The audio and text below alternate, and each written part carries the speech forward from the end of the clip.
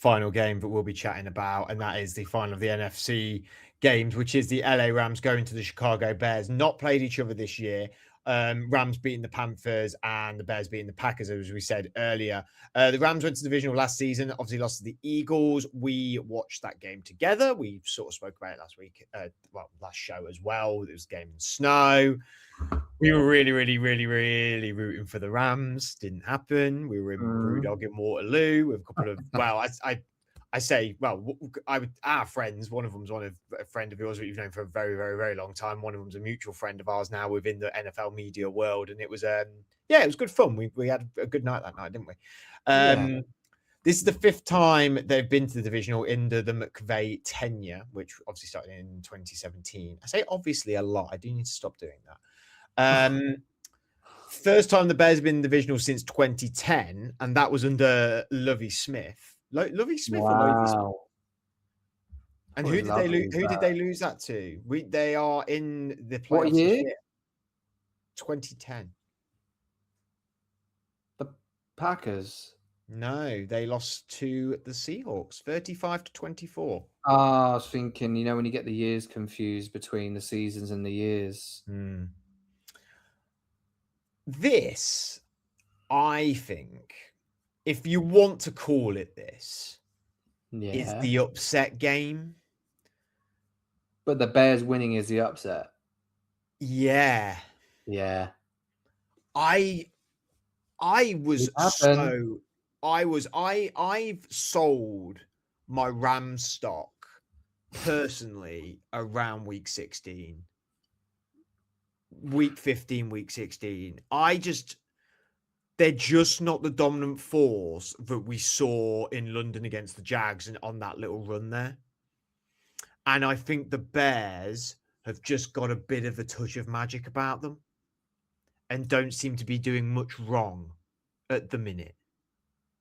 You look at it and DeAndre Swift, journeyman, Monungai, 7th round pick.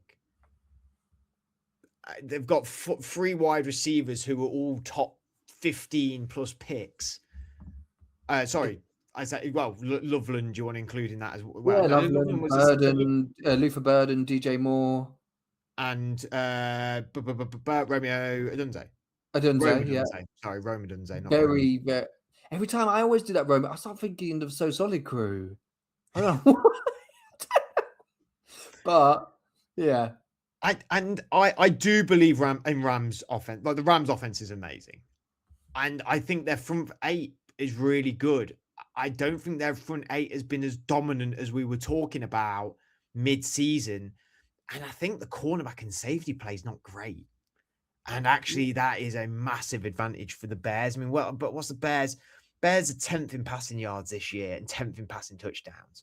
Don't turn over the ball either. They've had 7 interceptions. Caleb, for all Caleb has said, all is said and done about Caleb Williams, he does not turn the ball over. He just doesn't.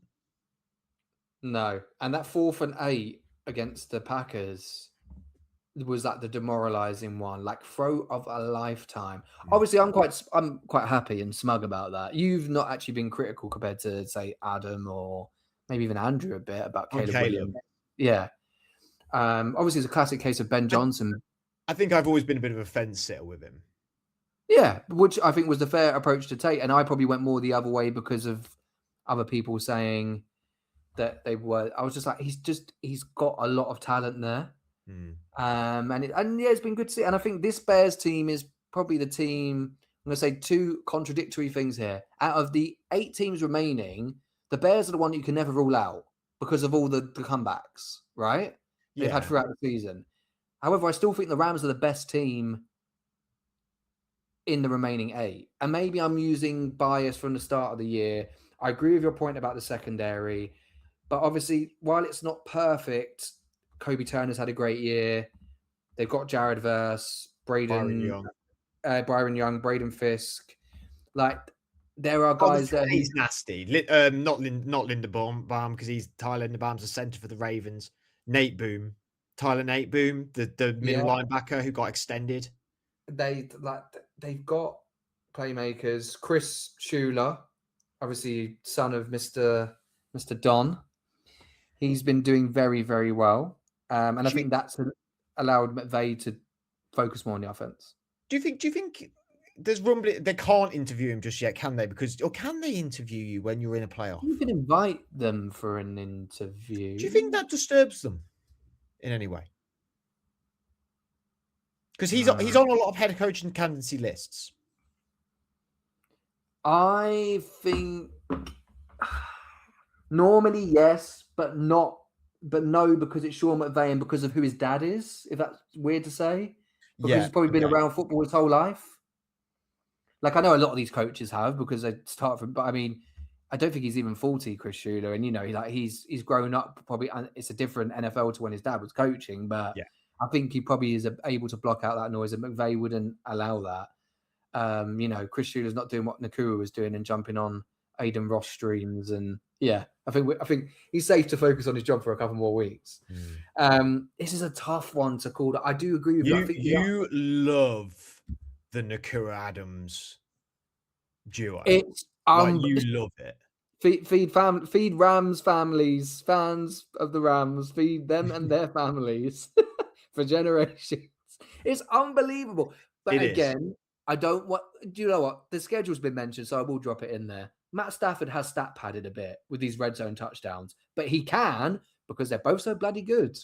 That's the thing. Like we know they might throw it on the goal line, but who's going to stop them?